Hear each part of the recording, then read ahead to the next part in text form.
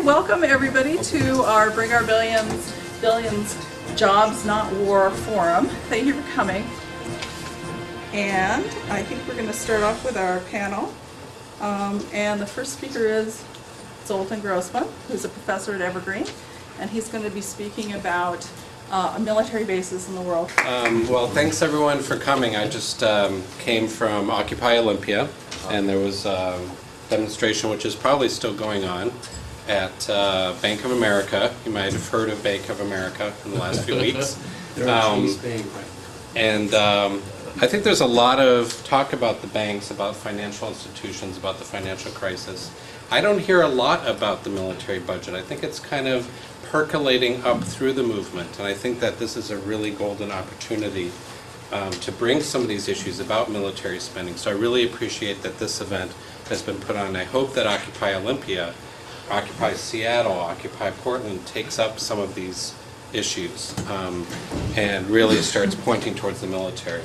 And in particular, I think military bases, because as Carrie said, it's kind of shocking how little people know about our global military bases network and how much it's become a target and how much it's become an extension of U.S. empire that is actually turning many of the local people and even local governments against the United States.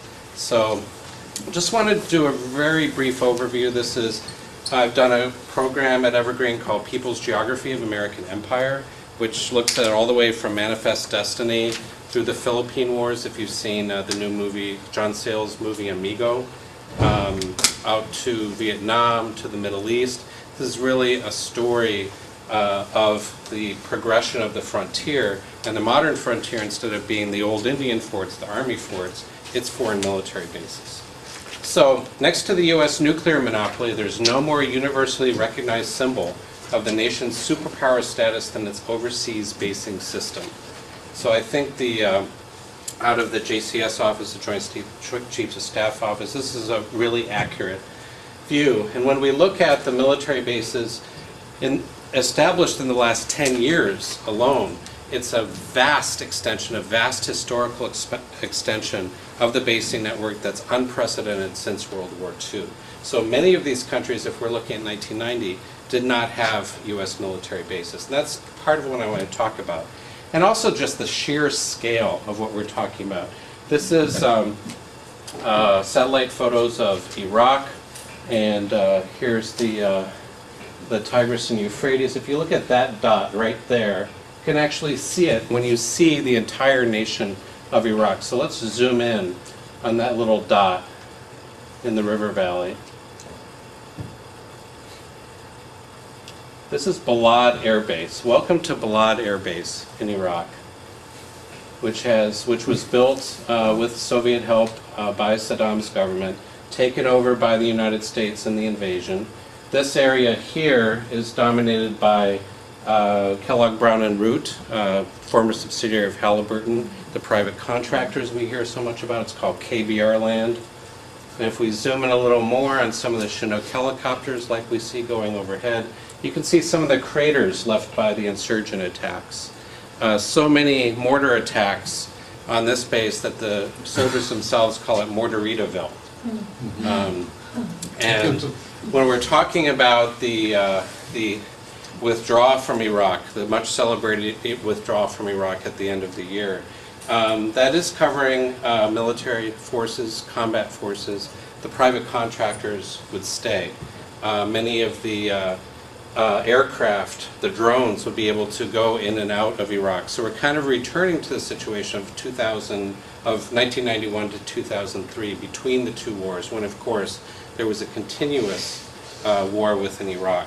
So whether or not the U.S. is actually withdrawing from these bases, I think is open to question. So looking at the costs, and that's really what this event is about. So I looked up some of the latest accurate, I'd say there's also some figures from 2009, which I think they jimmied with statistics, but looking at about 823 bases outside the U.S. and its territories, not including Iraq and Afghanistan, which is counted separately. So if you add all those up, we've got over 1,000, a little over 1,000 bases. And it costs about $102 billion a year just to maintain those bases. There was a proposal at one time to close about 200 bases, and that would save something like 20 billion a year, we're talking about, not overall. 86 in U.S. territories, such as Guam is a good example, and many thousands on the U.S. mainland, about 700 of them I would call major bases.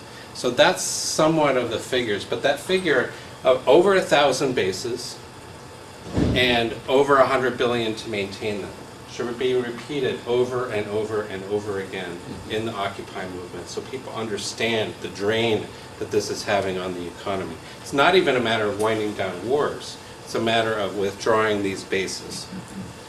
So purposes of bases obviously are to project force, also to listen in on the particular region. A good example being new bases in Africa, serving as listening posts, positioning supplies, as we have at Fort Lewis, or JBLM, Joint Base Lewis and McChord, training and munitions testing, and a lot of other things, a lot of other functions of bases. I think one of the most important purpose of bases is political, is to serve as tripwires, either a military tripwire to put troops in a sense in harm's way, so if there is some kind of a crisis, there will be backing from the U.S. public to defend those troops from whatever that crisis is. But also as a political tripwire where if there's any change in the government or a rebel movement or some kind of disputed election, the U.S. automatically has an interest in it because it has a base there. And it, in a sense, reserves the right to interfere in that country's internal affairs because the outcome might have an effect on the presence of the bases. And as we saw in the invasion of Panama 22 years ago, it's easier to invade a country if you already have some bases there. So in a sense, the troops are being used as tripwires, as to set up a potential sacrifice in order to make it easier to intervene in that country. I think that's one of the main aims of bases. And wherever we're talking about in the world, there tends to be an economic gap between the local citizens and Americans. In Europe, it's actually the reverse. There's actual tensions between Americans and some local businesses. Obviously, there's, in places like the Philippines historically, Thailand, there's been racism by U.S. troops towards the local population. In Europe, sometimes it's African American GIs who are victims of racism by Europeans. This is a very complicated question, but a lot of class and race tensions around U.S. bases almost anywhere in the world. Risks of environmental contamination, a lot of chemicals being used, a lot of radiation such as depleted uranium being used in the firing ranges. And I think in Asia in particular, some of the status of forces agreements that allow soldiers or Marines or airmen who have been accused of sexual assault, of rape, of other crimes are not subject to local justice and are taken out of the country when there's an accusation. And that has really caused incredible tensions with the local population, as well as the issue of women who are being prostituted for U.S. forces and now for private contractors. And in particular in places like South Korea, historically in the Philippines, but now extending into places like Iraq and Afghanistan. So this was the situation in the Middle East in only 1989, not that long ago, where there were U.S. bases in Turkey, naval bases before the civil war erupted in Somalia, Greece. Not a huge presence. The British had had a large presence, they had withdrawn. But since 1990, we've had these new clusters of military bases in the zone from East Central Europe through to Pakistan, from Poland to Pakistan, left behind after each of the military interventions. So when we look at the interventions, it's not just a matter of deploying forces, of bombing, of committing violence. It's also what's left behind after the intervention. And I think that increasingly the Pentagon itself sees that as the critical element. Are we building the bases in order to wage the wars, or are we waging the wars in order to leave behind these bases? So the bases that the wars leave behind are as important as the wars themselves. And this was only the 2002 statistics of 725 significant bases in 38 countries. That obviously in 5 years erupted quite a bit. So the Central Command has an interest in this region from Sudan up to Kazakhstan, where there's 65% of the world's oil, from which the U.S. imports nearly 20% of its needs, Western Europe 43%, and Japan 68%. So in other words, the United States is not dependent so much on oil from this region. Venezuela, Nigeria, Canada, there's much more of an oil supply. The interest of U.S. bases in this region is not to actually get oil for American consumers, but to control this spigot of oil for the emerging economic competitors of the United States, the European Union, and both China and Japan, which are very dependent. China less so. There's some increasing Chinese involvement, but definitely Japan and Western Europe are very dependent on Middle East oil. And for the U.S. bases to be there, I believe, is one of the strategies of controlling the supply of oil, the oil economy. So of course we saw the Gulf War in 1991, and that left behind a cluster of bases in Saudi Arabia, the Gulf states, Bahrain, Fifth Fleet headquarters, Qatar, the Central Command headquarters now, UAE and Oman. The U.S. supposedly has withdrawn from Saudi Arabia and redeployed in Iraq after the invasion, but in fact there are quite a few communications facilities, Air Force facilities still in Saudi Arabia. The series of wars in former Yugoslavia that I'm actually teaching about right now, and primarily in Bosnia and Kosovo, left behind supposedly as peacekeepers large U.S. bases, first in Bosnia and then after 1999 in Kosovo, including Camp Bondsteel, which is not only for patrolling the American sector in Kosovo, but has also been used. I talked to some of the vets at Coffee Straw, and a lot of them have been to Camp Bondsteel coming to and from Iraq. So it's become almost a lily pad for jumping off to Iraq. So after the Yugoslav wars, we have bases left behind in Hungary, in Bosnia, in Kosovo for a while, in Albania, Macedonia.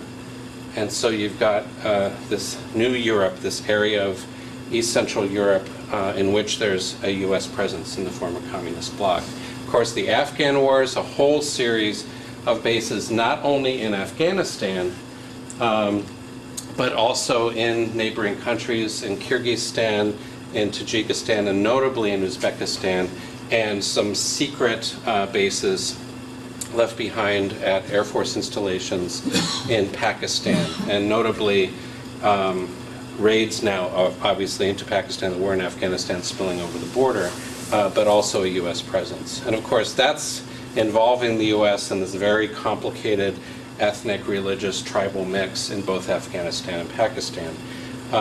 Again, whether or not it's direct control over the oil supply or gas supply, Afghanistan has been critical in the whole great game over where to build pipelines. Are they going to go through Turkey, the proposed U.S. route, which has actually been built, through Iran, through Russia? This is the geostrategic game at the time.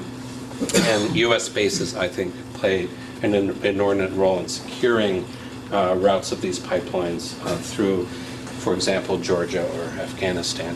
When the Afghan conflict is over, we will not leave Central Asia. We have long-term plans and interests in this region, and its countries will be given assistance in exchange for concrete steps. So here's that cluster, not only in Afghanistan, but some of the neighboring countries of Central Asia. So obviously we're moving into Iraq, that quite a few observers, even from the beginning, saw was to get American troops in the region to become the main American military base in the region. Jimmy Carter himself said there are people in Washington who never intended to withdraw military forces from Iraq. The reason was to establish a permanent military base in the Gulf region. So this was the original plan, is to keep 6 large bases in Bashur in the north, Talil, Al-Assad, Balad, the one I showed you, as well as at Baghdad. And again, I think that the withdrawal of military forces and the redeployment primarily to Kuwait, these people are not necessarily coming home. There are still deployments from Fort Lewis going to Afghanistan. There are also new deployments going to Kuwait, returning to that situation where Kuwait became the base from which to, let's say, target insurgents. It would be this time in Iraq if there's another Shia rebellion against the government, et cetera, et cetera, et cetera. And the presence of contractors, the presence of drones, I'm not so sure about this withdrawal from Iraq. But here's the picture. Since 1990, these are the different clusters of U.S. military bases that have been left behind. And it really gives you a sense of why so much attention to Iran and Syria at the present time. Because if you brought in Iran, and there were U.S. bases before the Shah was overthrown in Iran, if you brought in Iran in particular, it would provide a contiguous belt of countries hosting U.S. bases, almost a new American military sphere of influence in this very critical region between the European Union and China, Japan, Russia. And it's almost like, I tell people, it's almost as if you have all of Johnny Cash's CDs except for 2, right? And you're going to do anything. You're going to go on eBay. You're going to do anything to get those last 2. And so I think a lot of the attention on Iran in particular is because of this regional strategy that cuts across administrations. So some of the things that, concluding some of the things that are happening that are maybe changing the basing system is more small forward deployments, more base access agreements where it isn't permanent stationing of troops, but troops like in the Philippines can be there at any time if the government approves. And I think that's what was not set up successfully in Iraq. It might be in the future. Obviously the massive privatization of security, a less sprawling and less visible presence, in particular families not going to join the soldiers, Marines, Airmen, to not provide this very visible large American community. It means that a lot of families within the military are being separated from each other, a lot more than they used to be. And also a redistribution of bases away from places where they've been very unpopular. Germany, Saudi Arabia, now Iraq, South Korea, Okinawa, they've been thrown out of Ecuador, very unpopular in Kyrgyzstan. You have a lot of success in places like Panama and the Philippines, Ecuador, in throwing out military bases. So the pieces are moved around. So moving into East Central Europe instead, redeploying in Kuwait, moving forces to Guam, Hawaii. Instead of Ecuador, focusing on Colombia, now back in Panama, actually. And so these kinds of things make it very important to have an international anti-bases network. We see a lot of that now in South Korea. Very strong movements of farmers against the expansion of a base here, against a Navy base at Jeju Island. Very strong movement right now that deserves our support. In Okinawa in Japan, a movement led by women. Cynthia Enloe has written some amazing stuff about women's roles, feminist roles in anti-bases movements in particular. And then the shell game goes on where the Okinawa activists become successful and forces are moved instead to U.S. territory in Guam. And if people in Guam are successful, they end up moving them to Hawaii. And in fact, a large movement against strikers going on against the stationing the Stryker Brigade in Hawaii. And so this really means that there needs to be contact among activists around the world so they don't play this game, they don't pit us against each other. But we really talk about, as Americans, here in the heart of the empire, talking about pulling all of them out and reducing spending for all of them. So the last thing I want to talk about is just some resources. I've been working with John Lindsay Poland and FOR for a while. This is a system that we set up on mapping U.S. military bases and all foreign military bases through Google Earth, and you can actually download the program, and it makes it very easy to see pretty much all of them on your computer. This is actually what it looks like. We've also set up something called Militarism Watch, which is trying to train new researchers to pool the skills of people who have been researching militarism for a while and spread that work around. and get people involved. I've gotten a couple of Evergreen students involved. There are other people who might want to get involved in carrying out research. For instance, there's a need right now about researching the use of Agent Orange in South Korea. That's the kind of thing that a researcher could sink their teeth into. One of my students is looking at depleted uranium at Joint Base Lewis McChord. So this is probably the best source about military bases. Catherine Lewis has come out with an anthology, partly written by scholars, partly written by activists on the front lines. And you can also get a lot of resources from this International Network for the Abolition of Foreign Military Bases at no-bases.org. That is one of the ways that we keep in touch with each other about the changing strategies. So that's it. Thank you for inviting me. You know, if you're in DC right now, or if you're around the country and listening to the budget debate about DC, you would get a rather distorted picture of how we got into this budget deficit. You know, because all the talk is about cutting the big entitlement programs like Social Security, Medicare, Medicaid. And the right wing, you know, is apoplectic, you know, that these programs are out of control, right? But actually, if you look back at how we got into this mess, you have a very different picture. Remember when Bill Clinton left office, the United States had a budget surplus.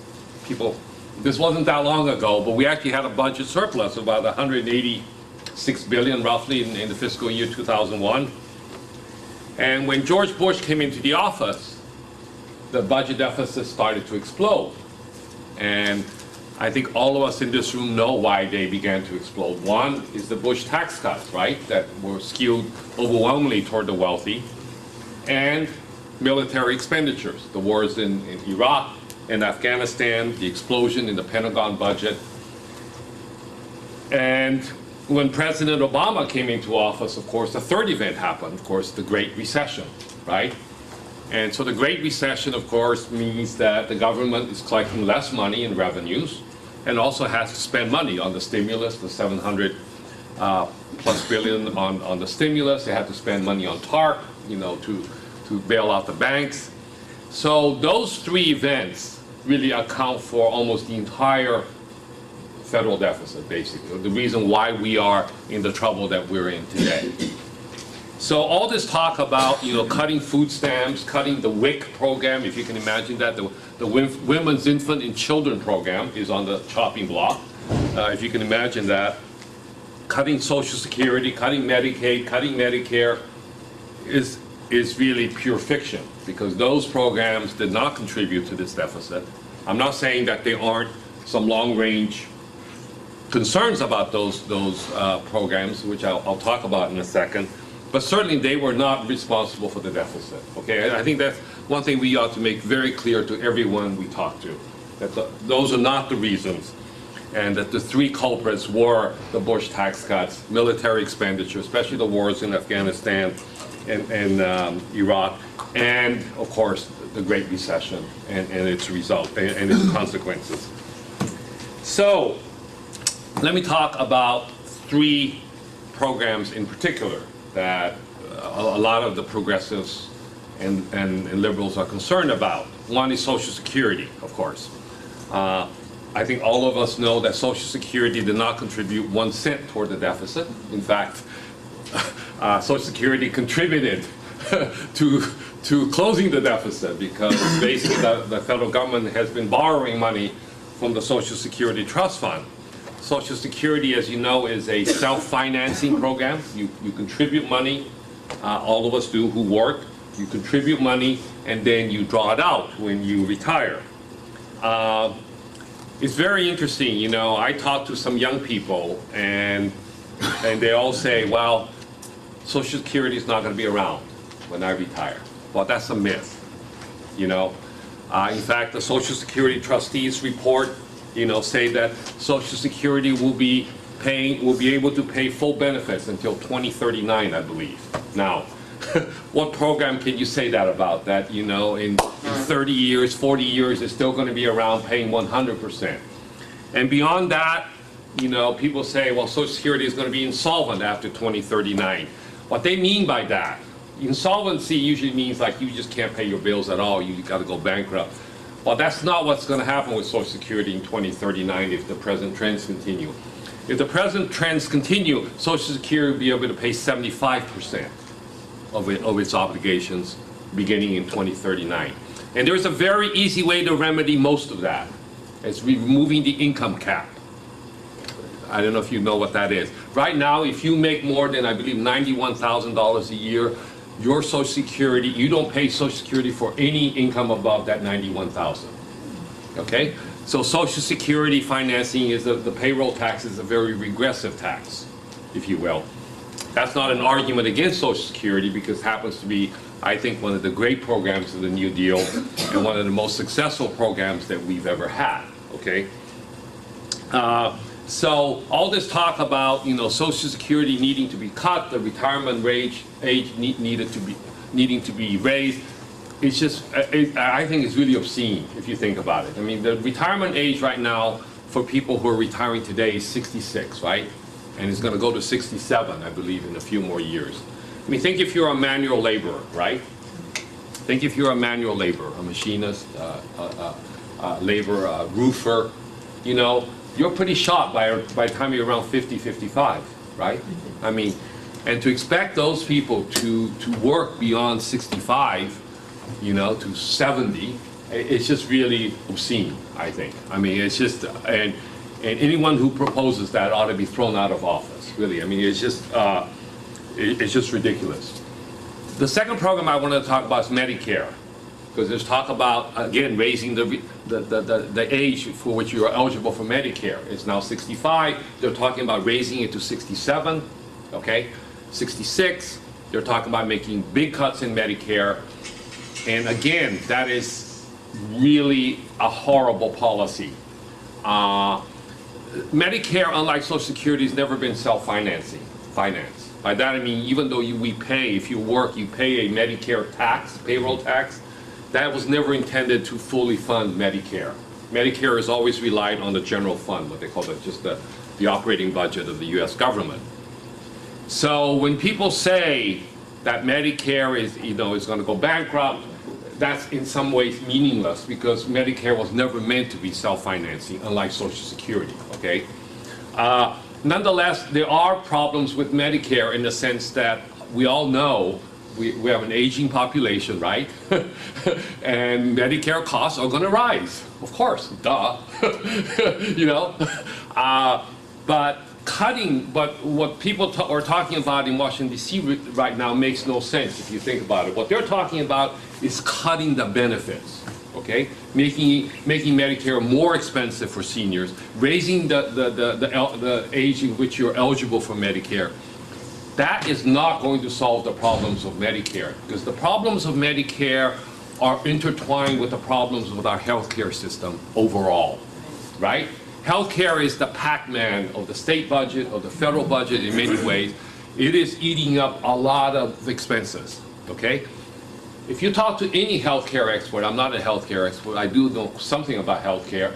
If you talk to any decent or honest healthcare expert, they'll tell you you cannot solve the problem of Medicare or Medicaid for that matter without talking about the overall problem of our healthcare system. You know, we spend twice as much per capita than any other industrialized country in the world, by the way. Per capita, we spend more on healthcare than any other industrialized system in the world, including France, Canada, which have great systems. And yet, we have 50 million people who are uninsured in this country, right? we have, you know, all the standards of longevity, of infant mortality. We are below countries like Cuba, okay? We are even below, I believe, I think in infant mortality, we were below Venezuela. I mean, there were some third world countries that had better infant mortality rates than the United States has. So when we talk about trying to solve the problem of Medicare, be careful, okay? It has to be done really within the context of solving our healthcare problems. And if you think about it, the Republicans and those people who oppose the Healthcare Reform Act that was passed by the Congress 2 years ago are undermining the very thing that we're talking about. The Affordable Health Care Act, not perfect, it's not perfect. I think most of us would have liked a single-payer system, but in many ways, we can talk about this. And I think in many ways it is an incredible piece of legislation. I would have liked to have seen a single-payer system, absolutely. But there are some great things in this bill, like the expansion of Medicaid to 133% of the federal poverty level. Right now, we have low-income people who do not qualify for Medicaid, okay? Very low-income people who do not qualify for Medicaid. We have families making, you know, $1,000 a month where the parents do not qualify for Medicaid. Under the Affordable Health Care Act, everyone in this country, whether you have children or not, whether you're disabled or not, right now, Medicaid is a program we call, you have to be categorically needy. Not only do you have to be poor, you have to be disabled, you have to have children, or you have to be over 65 and really poor to qualify for Medicaid. Under the Affordable Health Care Act, anybody, regardless of whether they're disabled, whether they have children, so if you're a childless adult, a single adult, if you are poor, you're going to qualify for Medicaid if your income is below 133% of the federal poverty level. And that goes into effect in January of 2014. And between 133% of the federal poverty level, which by the way, for a family of three, the federal poverty level is $18,000 a year, okay? So you add 33% to that 18,000. That's about $24,000 a year, okay? If you're a family of three making less than $24,000 a year, your children, of course, will qualify, and you will qualify, okay, for Medicaid. And if you're between 133% and 400% of the federal poverty level, 400%, the federal government will subsidize your premium on the sliding fee scale. So that's a really big deal if you think about it, that the Affordable Health Care Act, even though it's not perfect, it really is a substantial expansion. In our state alone, 300,000 additional low-income people will be eligible for the Medicaid program. 300,000. We have roughly 500,000 people uninsured in the state today. Okay, so that gives you an idea of what a significant step that is. Of course, that'll also prohibit insurance companies from denying you because of pre-existing conditions and so on and so on. Okay, there'll be no lifetime limits. Right now, you have a lifetime limit of $1 million, I believe. That's the policy I have. There'll be no lifetime limits anymore come 2014. Okay, so my point is that really when we talk about Medicare and we talk about the problems in Medicaid, which I'm going to talk about in 1 second, we really have to talk about the whole healthcare system, that they cannot be solved unless we solve the whole problem of our medical care system. And we can talk, if you have any questions about that, there are ways to address that. You know, healthcare experts will tell you you have to do something called global budgeting. You know, you have to provide chronic care management, and there are other ways of containing costs without cutting benefits to people. The last program I wanted to talk to you about is the Medicaid program. Okay, you know what the Medicare program is? The Medicare program is the federal program for people who are 65 and over and who have paid into the Social Security system. The Medicaid program is just as important as Medicare. The Medicaid program is a joint federal and state program that provides, the Medicaid program today funds 2/3 of the nursing home beds in this country. Okay? So if you get old and you need long-term care, the chances are you're going to rely on the Medicaid program once you exhaust your monies, right? You know, nursing home care is very expensive, right? It's $60,000, $70,000 a year. Most people are obviously going to exhaust their savings. Once they exhaust their savings, the only way they'll be able to remain in the nursing home is to apply for Medicaid, and Medicaid will pay for that. Contrary to what many people believe, the Medicare program does not provide long-term care coverage. It's only very limited. I believe it's up to 60 days. But it's the Medicaid program that people rely on. So the Medicaid program in this state, believe it or not, there are 1 million people enrolled in the Medicaid program in this state. 1 million people, including 700,000 children. And the Medicaid program funds half of the maternity the births in this state. Half of the births in the state are paid for by the Medicaid program. So this is a very, very important program, okay? And the state pays half of it. The federal government pays half. The state of Washington pays half. The reason I'm mentioning this program is that the Congress is talking about making huge cuts in the Medicaid program today as we speak. They're talking about, I've heard figures of $80 billion to $100 billion over the next, I believe it's 5 to 10 years. I forgot, it depends. It depends on what the proposal is. But, and that would have a disastrous impact on our state budget. Because as I said, our state has to pay 50%, okay? If the feds cut their contribution, the state has to up its contribution. And as you know, the state does not have the money, okay? And so we are going to see, and I'd be glad to talk to you about the cuts that the governor is proposing. They are horrendous. Let me tell you, the state has already cut $10 billion, that's with a B, billion dollars out of the state budget in the last 3 years. It is now poised to cut another $2 billion. And if they make some of the cuts that are being proposed, I tell you, there are going to be people who are going to die. And one of the cuts they're talking about now, it's not on the table right now, but maybe for the next round of cuts, is to eliminate prescription drug coverage under the Medicaid program. People would die. You know, if an elderly person, low-income person on Medicaid in a nursing home facility cannot get their prescription drugs for their heart or for their lungs, you can imagine, right? That person is going to die pretty quickly. So I'm not saying that cut's going to go through. I don't believe it's going to, but it's on the table. People are talking about eliminating the prescription drug coverage under the Medicaid program. So we have really a lot at stake here. And I really would urge all of you to call Senator Murray's office, Senator Cantwell's office. There is a big movement across the country to save Social Security, Medicare, and Medicaid because they were not responsible for the budget deficit. The final thing I wanted to talk to you about, I know I'm running over my time, but final thing I want to talk to you about, and we can talk a little bit more about this in the question and answer. A lot of the progressive groups around this country have gotten together and started talking about how do we talk about these problems? How do we talk about the Pentagon budget? How do we talk about fair taxation? How do we talk about saving programs like Medicaid and Medicare? How do we talk about saving people from having their homes foreclosed? And I just want to leave you with this. This is something we could talk about for hours. But I wanted to leave you with this kind of message that the progressive groups are tired of talking to themselves. And they're tired of just talking to 10% of the population, all those of us who agree with us, those people out there. So what the progressive groups have done is to say we have to broaden our message, okay? It's to appeal to the middle class, the broad middle class in this country, the working class in this country, people who vote. And what they've come up with is an overall message. The overarching message is to save the American dream and reclaim the American dream, right?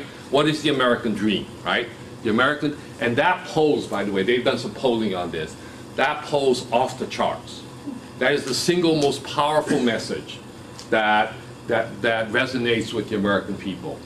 And I think the reason that is really an important sort of message for us who are in the peace movement, who care about the Pentagon, who want to cut the Pentagon budget, is that I think we can use that overarching theme.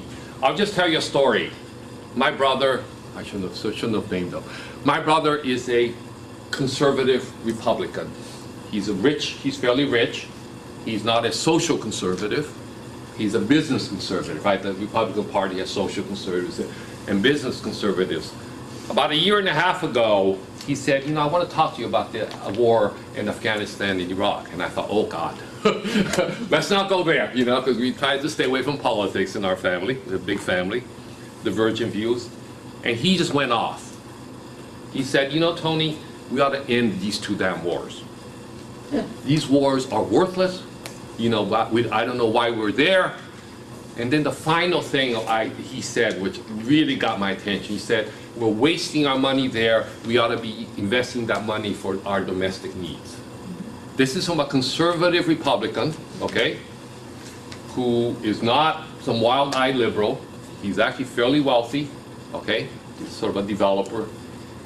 And I've talked to one of my sisters is sort of a independent. She said exactly the same thing. That we're tired of these wars. We ought to bring the troops home, and we ought to spend the money on our domestic priorities. So I would urge you and urge all of us, when we talk about this, we really should talk about the need to refocus our priorities, okay? Dr. Grossman, that was great. What he said is really great about the military bases. We ought to ask people, why are we spending $100 billion on military bases? Why are we not spending $100 billion to bail out people who are being foreclosed on, okay? Whose homes are being foreclosed on. That should be our message, to save the American dream, bring the money back home, okay? Bring the troops back home. And I think as the Occupy, I stopped at the Occupy Seattle. People were withdrawing their monies from JP Chase, whatever that bank is called, JP Morgan Chase, and Bank of America. And the press was covering it, and I think that message, what they're talking about is really reclaiming the American dream for the 99% of the people who are not benefiting from the economy. So I'll stop with that. My role is to summarize how military spending is bad for jobs and how we could actually create more jobs by cutting the military budget and converting to a peace economy. My presentation has three main parts. The first part is we know and often talk about the budget trade-offs. Instead of building a nuclear weapon, we can use that same amount of money to hire X number of teachers, okay? That's the budget trade-off thing. The first part of my presentation is not about that. It's about how military spending distorts and perverts the whole economy in terms of how the economy functions as an economy. So beyond the budget trade-offs, it has systemic problems for the economy. Second point is military spending does not create jobs, it costs us jobs because military spending is so inefficient at creating jobs that the same amount of money would create a lot more jobs if we put it into civilian activities. Third point here is that if we want to put people back to work and if we want to recover the economy to be healthy again, we have to create an economy that is peace-oriented instead of war-oriented, and we should be converting from a war economy to a peace economy that not only will meet people's needs, but would function better as an economy. So here's the first point about how military spending significantly distorts and perverts the economy as it functions. Politicians like to campaign for office saying that they want a strong America. And they think in terms of military makes us strong, but they want America to be number one, and we're number one in military spending. These are actually data from the 1970s. The numbers are actually worse now.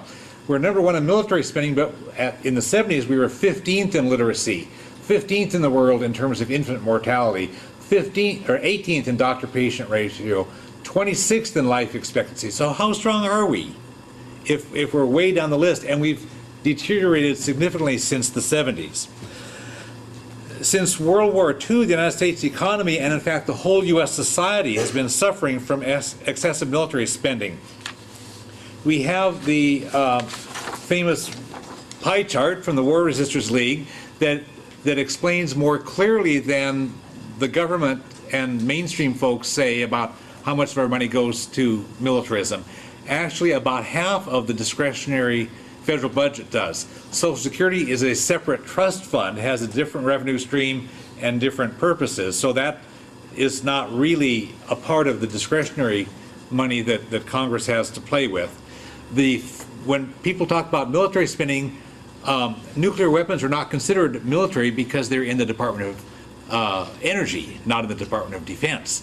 So this budget from the War Resisters League actually puts that back in. Also, when people get injured in war, that's the Veterans Administration that covers the costs, but that's a separate agency. That's not counted as a military expense. but that's put back into here. And likewise, a lot of our deficit was caused by excessive military spending that we had to borrow for to pay for wars and stuff. And so the military share of the deficit of the interest on the debt is in here. So when you figure that stuff, we're actually about half of the money. After World War II, a combination of powerful political, military, and economic interests pushed the United States into a Cold War. And here you can see Churchill and Roosevelt and Stalin hanging out before the Cold War started. The Cold War allowed the United States to extend our power throughout about half of the world.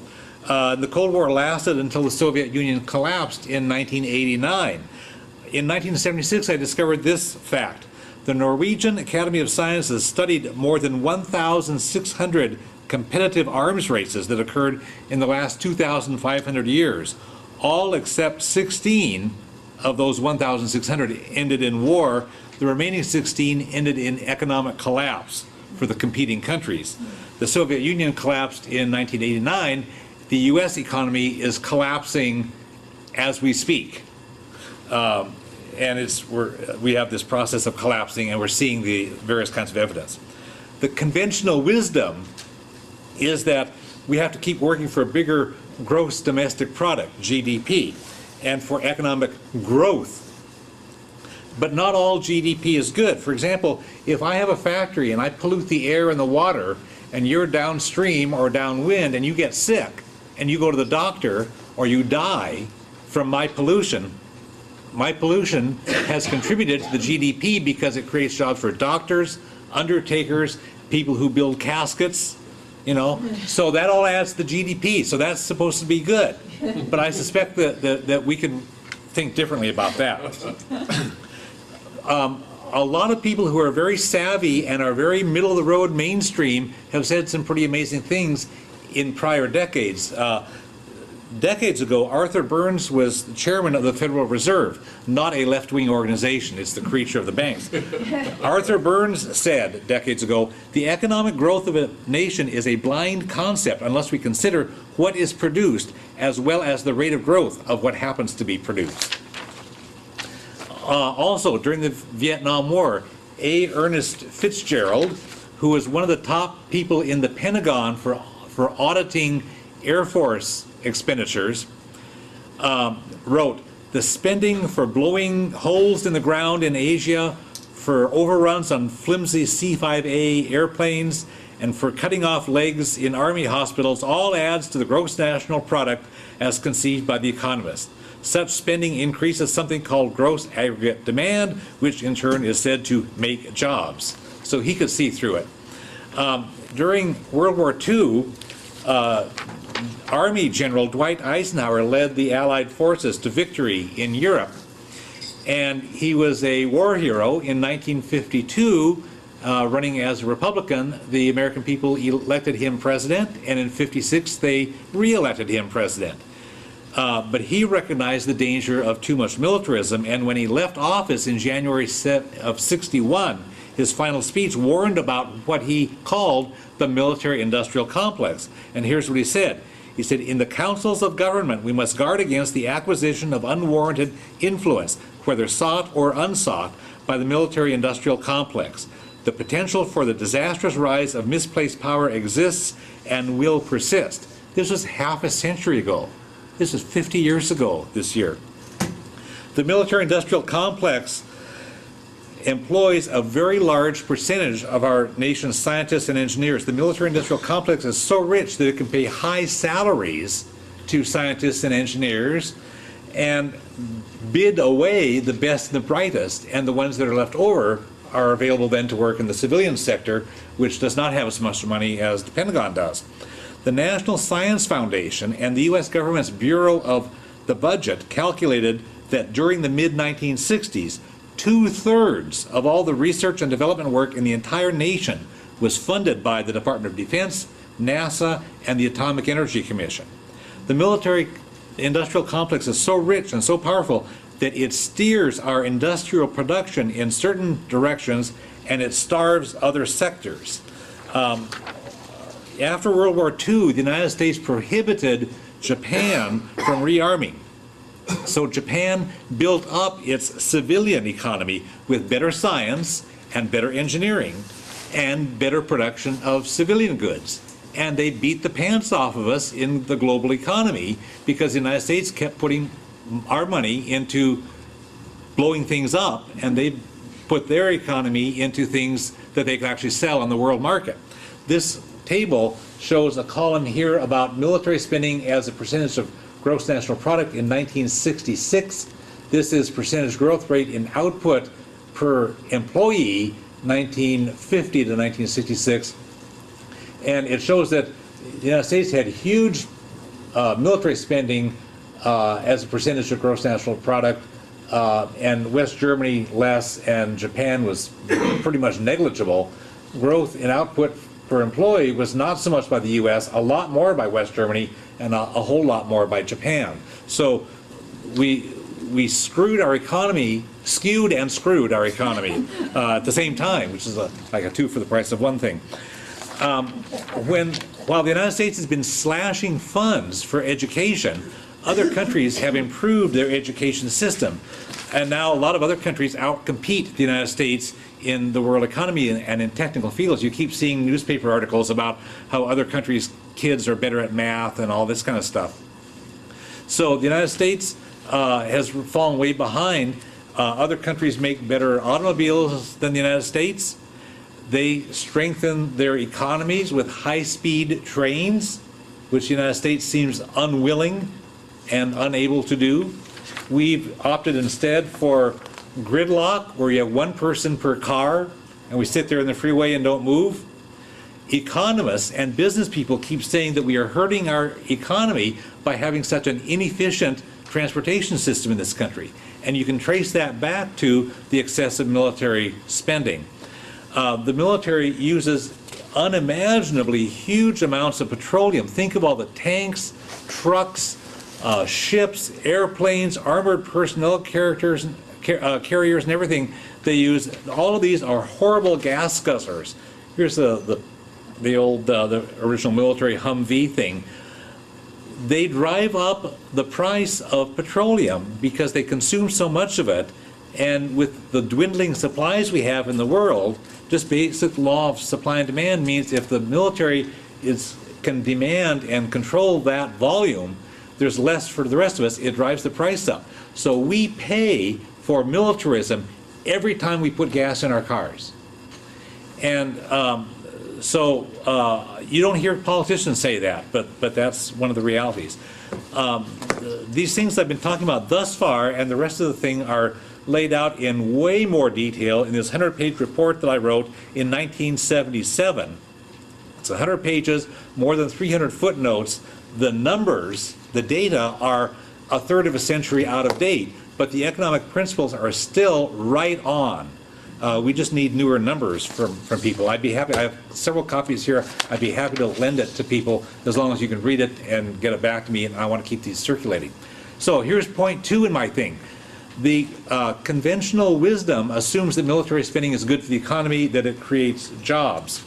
And the actual truth is that some corporations get very rich on military spending, but it sucks money out of the economy's productive sectors, creates fewer jobs than if the same amount of money were to be spent for non-military purposes. Richard J. Barnett has for decades been doing just really great writing on these topics.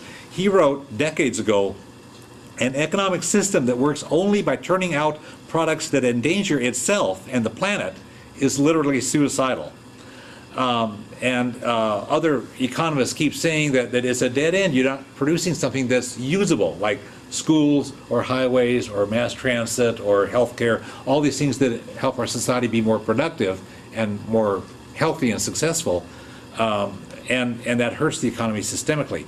For about half a century, from the 1960s to the present, economists have been proving that military spending is a grossly inefficient way of creating jobs. The same amount of money spent on other purposes would create more jobs if spent for health, housing, or education.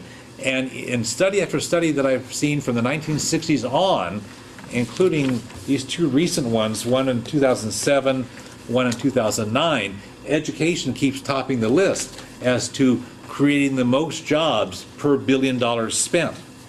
This was older data from the 1970s, where military jobs were like 75,000, healthcare 80,000, and education 104,000 jobs per $1 billion. And there's all kinds of stuff. This was from 1977.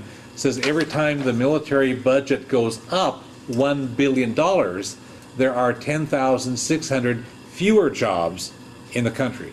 So to the extent that we're putting money into this horribly inefficient system that creates few jobs per $1 billion, we're sacrificing the larger number of jobs that could have been created if we put it into productive civilian things such as education. And this was back when the Pentagon budget was only $80 billion. It says a military budget of $80 billion causes the unemployment of 844,000 Americans. And it's many times more than that. So now the current military budget is actually causing millions of Americans to be unemployed because we keep putting our money into this very dead-end thing.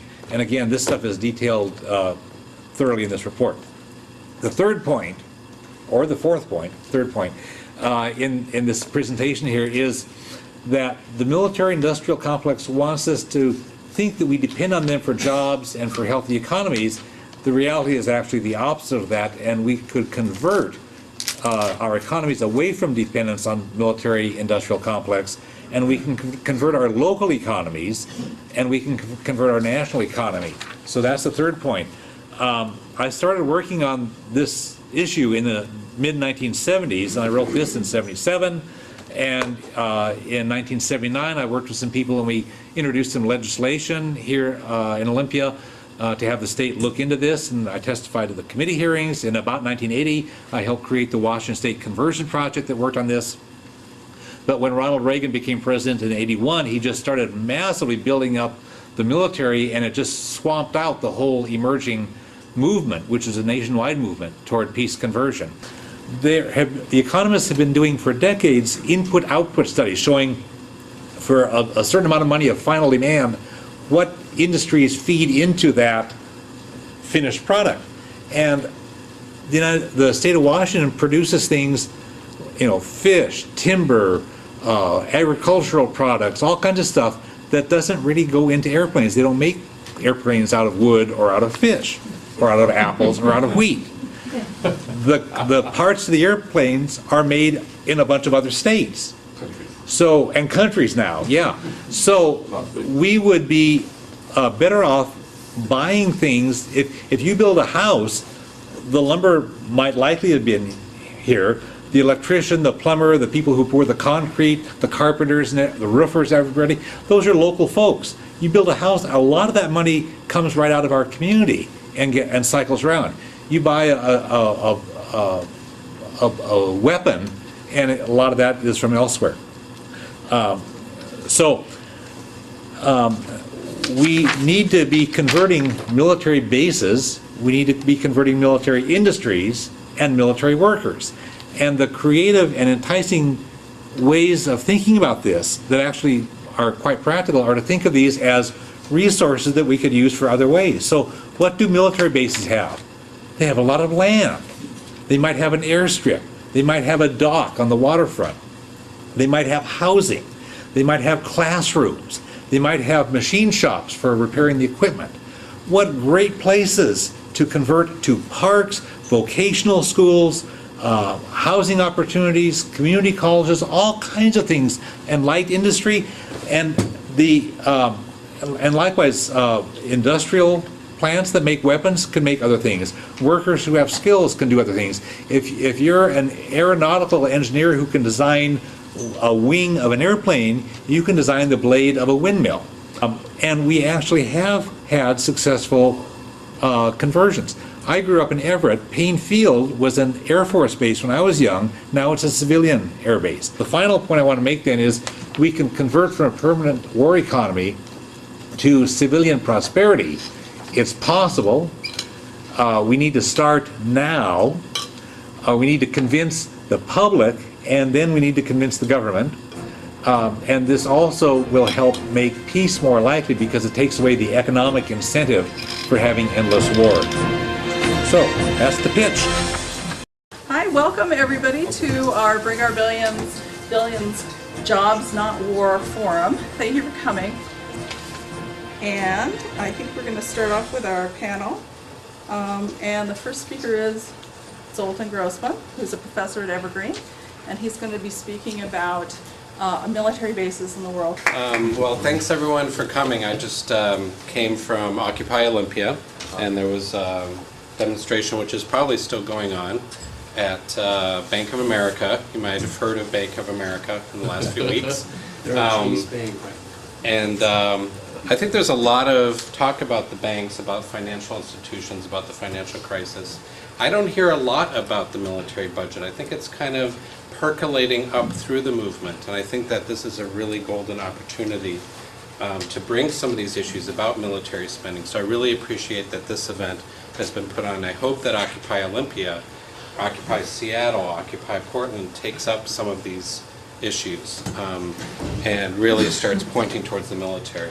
And in particular, I think military bases, because as Carrie said, it's kind of shocking how little people know about our global military bases network and how much it's become a target and how much it's become an extension of U.S. empire that is actually turning many of the local people and even local governments against the United States.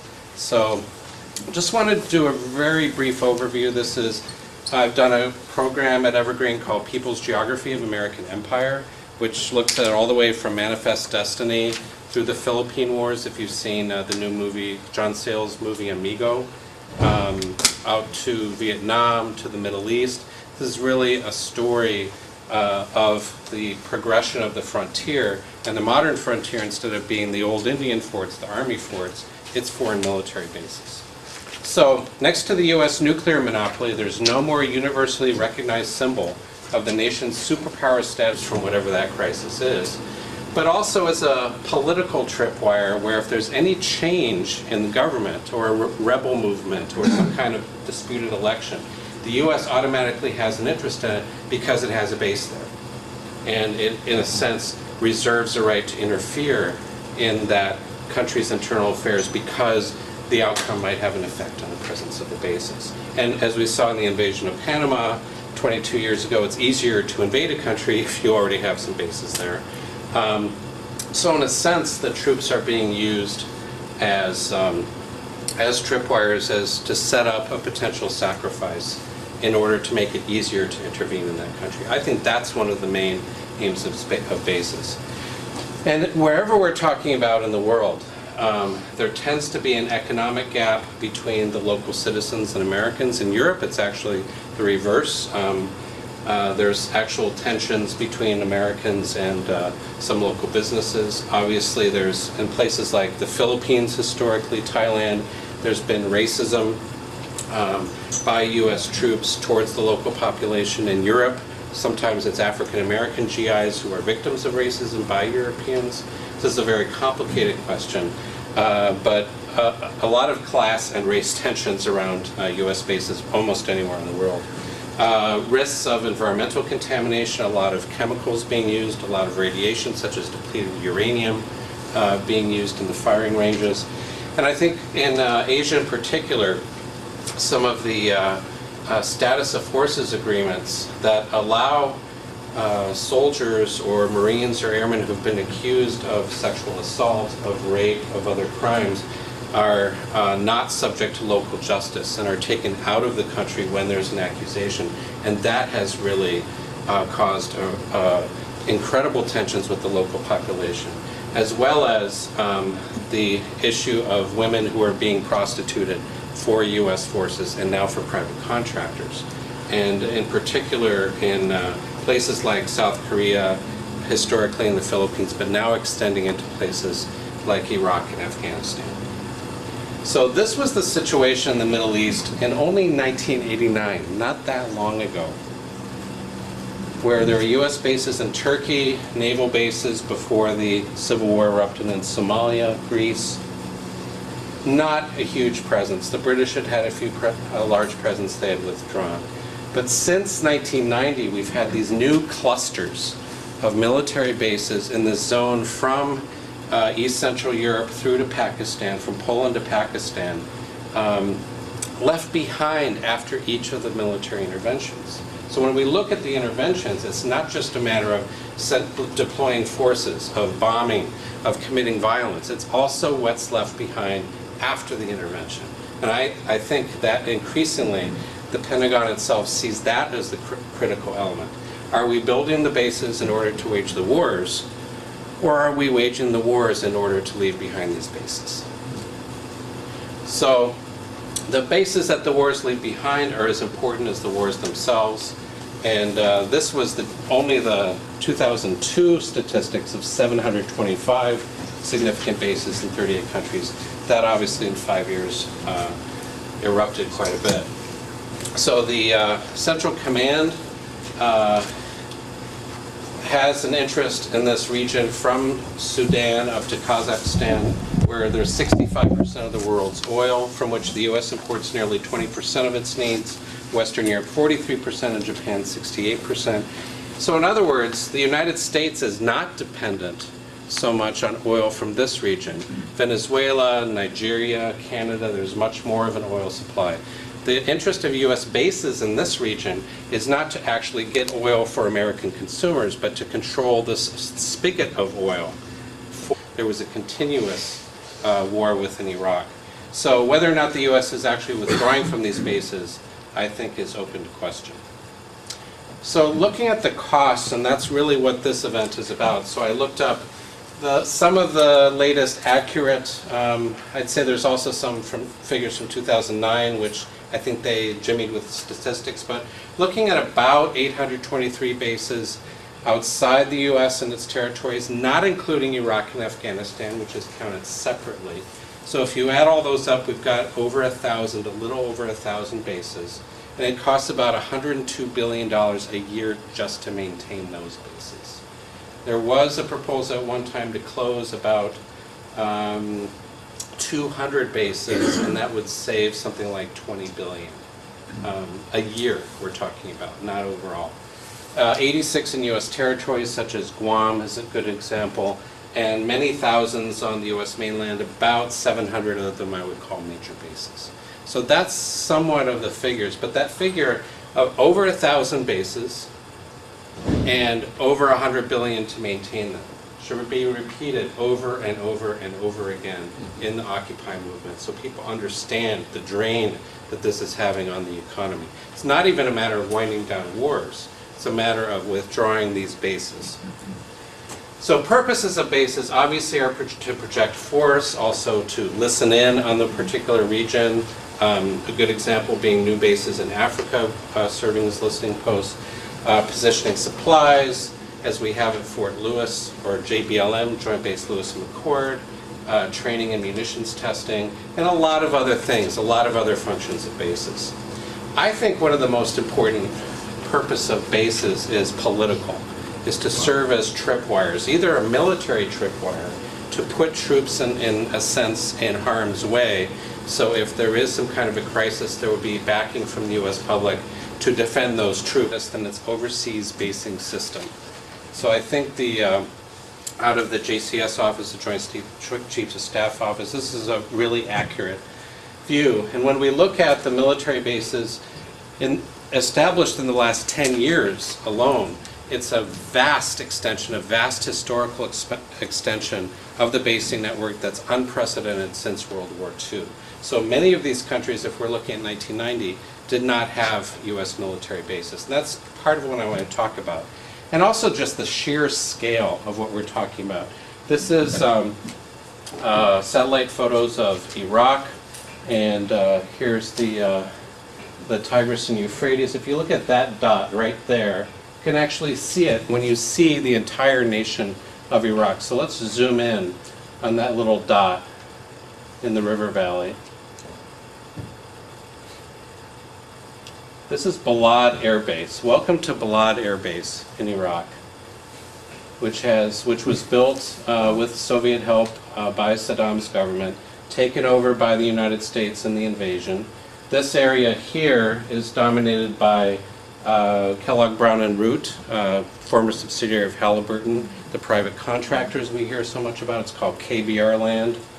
And if we zoom in a little more on some of the Chinook helicopters like we see going overhead, you can see some of the craters left by the insurgent attacks. So many mortar attacks on this base that the soldiers themselves call it Mortaritaville. And when we're talking about the withdrawal from Iraq, the much celebrated withdrawal from Iraq at the end of the year, that is covering military forces, combat forces. The private contractors would stay. Many of the aircraft, the drones, would be able to go in and out of Iraq. So we're kind of returning to the situation of 1991 to 2003, between the two wars, when of course